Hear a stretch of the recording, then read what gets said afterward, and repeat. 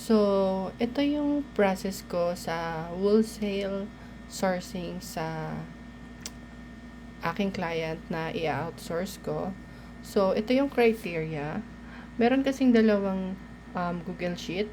Google A is, ito yung mga may minimum batch na 50 bought in the past 30 days. So, i-explain ko to mamaya kung ano itong 30 days na to.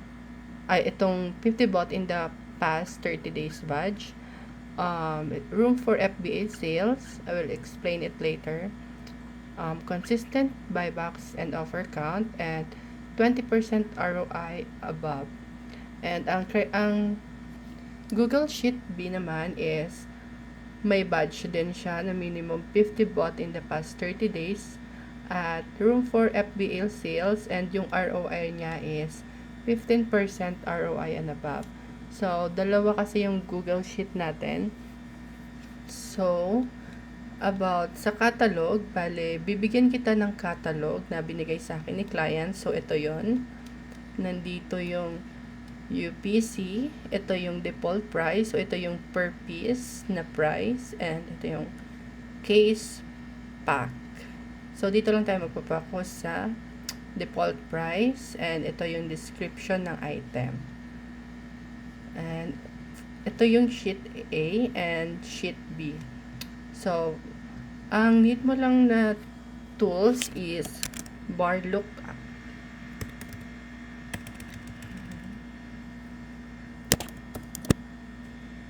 Yes. Search mo lang use UPC Finder at itong barcode lookup. So, yan. So, ang first na gagawin natin is just wait. Copy the UPC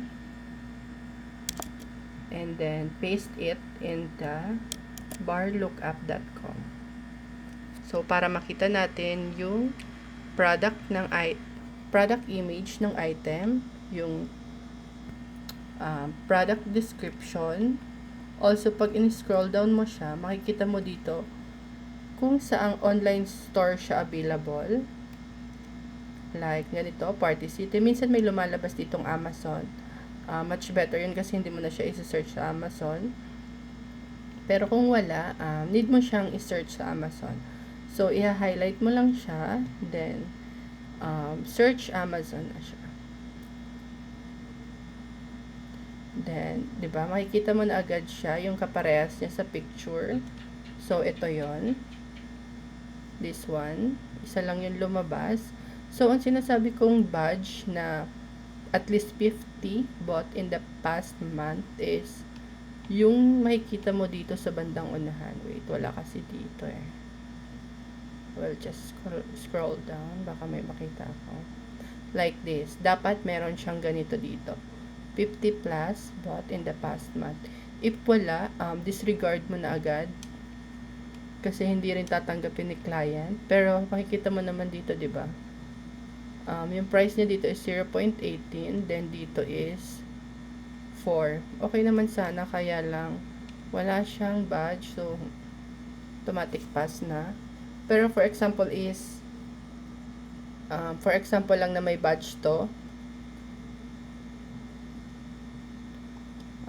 i-check natin palagi ang Keepa graph. So, para siyang IP.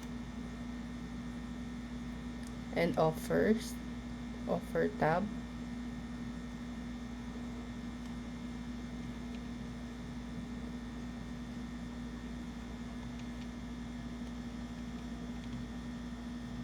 So, para mabagal yung internet ko. So, let's skip this one. Bigyan kita ng sample ng nasa sheet A ko. Ito. So, ito yon, may ano siya, 50 bought in the past month. Kaya lang ito is generic, hindi rin pala siya pwede kasi nag-note ang aking client na generic brand. So, sa palagay ko ay hindi siya pwede. Pero as you can see, yan, okay naman yung graph. Hindi stable yung buybacks, pero pasok siya sa 20% ROI.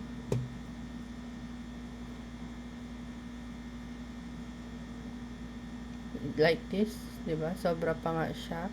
Okay lang ang profit is mababa kahit negative as long as 20% ROI siya. So, may ina-adjust kami dito sa may bandang baba. Dito sa total fees, kailangan mo siyang itong inbound placement, i-click mo lang siya para maging optimized. Nababago siya, nagiging 0 to. So, tumataas ko na. May 21 siya. So, dapat ano siya, optimize. O dapat to. Inbound placement O para 0 siya. So, tataas pa yung kanyang ROI. Okay, sana to kaya lang generic brand. About naman dito sa total FBA sales and total FBA stocks, dito siya makukuha sa data, then offers. Sana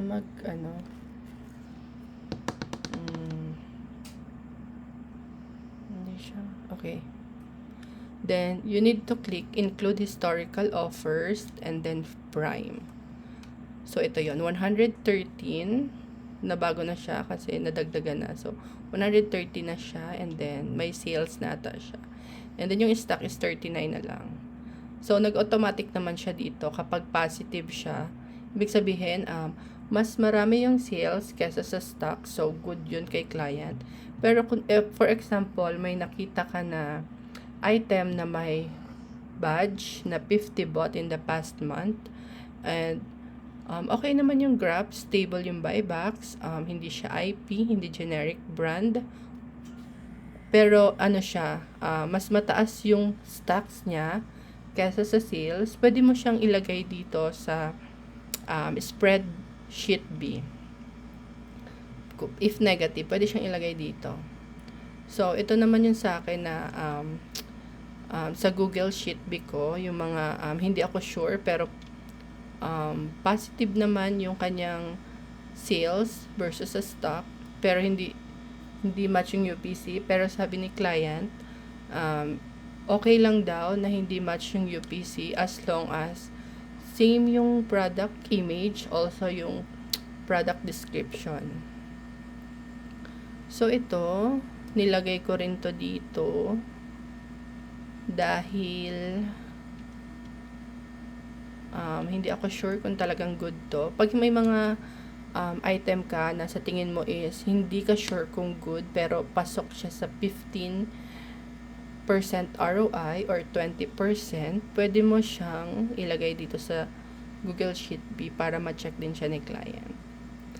So, ganun lang. Ulit-ulit lang po ng process hanggang maubos yung nasa catalog. So, for example, ulit, copy the UPC, paste in the barcodelookup.com, then makikita mo na yung image and yung product description. Then, pwede mo siyang tingnan sa Walmart para makita mo yung ibang keywords.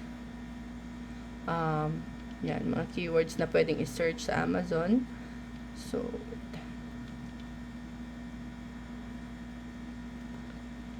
right click, then yan, if ever na parang wala naman talaga siyang lumalabas na almost the same dito, ayan, pwede ka try ng different keywords. Kunwari, i-try mo lang na yan, so, parang meron pa lang the same. This one, nakita mo siya, almost the same siya, this one, pero wala siyang badge. So, automatic pass mo na to kasi ayaw yan ni client. Also, nandito si Amazon. Ayaw din yan ni client. Pero as long as nag-share ng buyback si client, si Amazon, sorry, is pwede. So, IP din to. So, skip na. So, next, UPC naman. Then, okay. Space it. So, yan. Check na image. Nandito siya. Check mo rin sa Walmart para may makita kang may makita kang ibang keywords na pwedeng i-search. So, ito. Yan. Ang advice ko lang is try different keywords kasi minsan yun lang din yung kailangan ni Amazon para may lumabas na halos the same nito. like this, halos wala din siya. So, reminder lang, okay, na yung batch is very important, katulad nito. If wala, automatic pass, proceed ka na to another UPC na isa-search. Try natin na tanggalin to. So, if wala talaga, proceed to another UPC. Yun lang, then thank you and good luck. Bye-bye.